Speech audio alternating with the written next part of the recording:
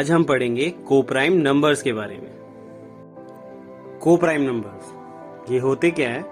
Pair of two integers are said to be coprime if they have only one common factor, that is 1।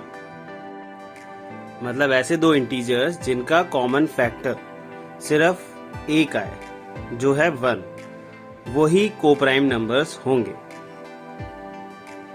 इसे हम example से ज्यादा अच्छे से समझते हैं, तो इसके लिए मैं यहाँ पर एक क्वेश्चन लिख देता हूँ, जैसे फाइंड विच इज कोप्राइम, यानी हमें ये बताना है कि इसमें कोप्राइम कौन होंगे। ठीक है, जिसमें पहला मैंने लिखा 2 and 4।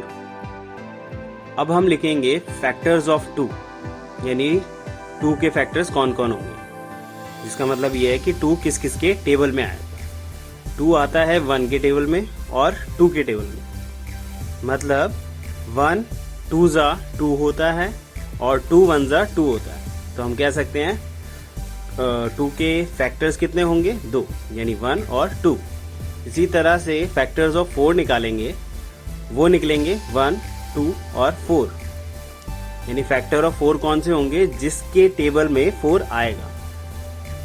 1 के टेबल में भी 4 आता है, 2 के टेबल में भी 4 आता है और 4 के टेबल में भी 4 आता है। ठीक है, तो हम कह सकते हैं कि 4 के कितने फैक्टर हो गए? 3। अब कॉमन फैक्टर्स हम निकालते हैं 2 and 4 के, यानी कॉमन फैक्टर्स ऑफ 2 and 4 वो क्या होंगे? 1 और 2। तो इस हिसाब से इनके कितने कॉमन फैक्टर निकला है? 2। ठीक है, तो हम लिखेंगे total number of common factors equal to 2। अब इसमें कॉमन फैक्टर 2 हैं, यानी 2 हैं, तो हम कह सकते हैं ये जो है कोप्राइम नंबर्स नहीं होंगे। क्यों नहीं होंगे? क्योंकि हम उन पेयर ऑफ इंटीजर्स को कोप्राइम मानते हैं जिनमें सिर्फ एक ही कॉमन फैक्टर आएगा। तो हम लिखेंगे there are 2 common factors of 2 and 4, so these are not coprime numbers. ठीक इसी तरह से अगला एग्जाम्पल करते हैं 3 and 7। अब इसमें हमने ढूंढना है कि ये नंबर्स कोप्राइम है या नहीं है। तो इसे करने के लिए हमें पहले क्या निकालना होगा? फैक्टर्स ऑफ 3, जो होंगे 1 और 3। इसका मतलब ये है कि 3 जो है वो 1 के टेबल में आता है और 3 के टेबल में आता है, इनके अलावा किसी और टेबल में नहीं आता। इसी तरह से फैक्टर्स ऑफ 7 निकालेंगे, वो होगा 1 और 7। तो हम कह सकते हैं कि 7 जो है वो 1 के टेबल में आता है और 7 के टेबल में आता है। ठीक है, तो कॉमन फैक्टर्स ऑफ 3 and 7 होगा 1, क्योंकि दोनों में जो है 1 रिपीट हो रहा है। ठीक है, यानी दोनों में क्या निकला? 1 एज अ कॉमन फैक्टर निकल रहा है। ठीक है, तो total number of common factor कितने आए इसमें? 1। तो हम कहेंगे as they have only 1 common factor, so these are coprime numbers.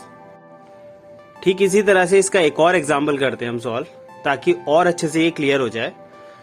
4 and 5। अब इसमें फैक्टर्स ऑफ 4 निकालेंगे, तो होंगे 1 2 और 4, जैसा मैंने पहले भी करा था, अभी पिछले एग्जाम्पल में, फर्स्ट वाले में। ठीक इसी तरह से फैक्टर्स ऑफ 5 निकालेंगे, वो आएंगे 1 और 5। तो कॉमन फैक्टर ऑफ 4 and 5 होगा 1। क्यों? क्योंकि 1 ही दोनों में आ रहा है और इसके अलावा कोई और नंबर नहीं है। एज अ फैक्टर दोनों में 1 ही आ रहा है और कोई नंबर नहीं आ रहा। तो इसका मतलब इसमें total number of common factor कितने हुए? वो भी 1 ही हुआ, क्योंकि और नंबर तो है नहीं इसमें। तो हम कह सकते हैं as they have only 1 common factor, so these are coprime numbers. तो इस लेक्चर की एक छोटी सी समरी बनाते हैं, जिसमें हमने 3 एग्जाम्पल सॉल्व करे कोप्राइम नंबर्स के लिए। जिसमें पहला एग्जाम्पल था 2 and 4, दूसरा एग्जाम्पल था 3 and 7 और तीसरा एग्जाम्पल था 4 and 5 का। अब इसमें हमने कॉमन फैक्टर्स निकाले थे 2 and 4 के, वो निकले थे 2, यानी 2 कॉमन फैक्टर आए थे। तो हमने डिक्लेयर करा था कि 2 और 4, 2 and 4 कोप्राइम नहीं होंगे। क्यों नहीं होंगे? क्योंकि इसके 2 कॉमन फैक्टर आ रहे हैं, जबकि कोप्राइम नंबर्स वो होते हैं जिसमें सिर्फ एक कॉमन फैक्टर आए। ठीक इसी तरह से 3 and 7 वाले केस में कॉमन फैक्टर जो निकले थे वो थे सिर्फ एक, यानी 1 निकला था सिर्फ। ठीक है, तो हम कह सकते हैं 3 and 7 कोप्राइम थे, क्योंकि उसमें कॉमन फैक्टर 1 निकला था। तो हमेशा याद रहे, कॉमन फैक्टर जब भी 1 निकलेगा तो वो नंबर ऑफ पेयर्स जो होंगे, मतलब 2 नंबरों का जो पेयर होगा वो हमेशा को प्राइम होगा। और 1 से ज्यादा अगर कॉमन फैक्टर आएंगे तो वो को प्राइम नंबर्स का पेयर नहीं होगा।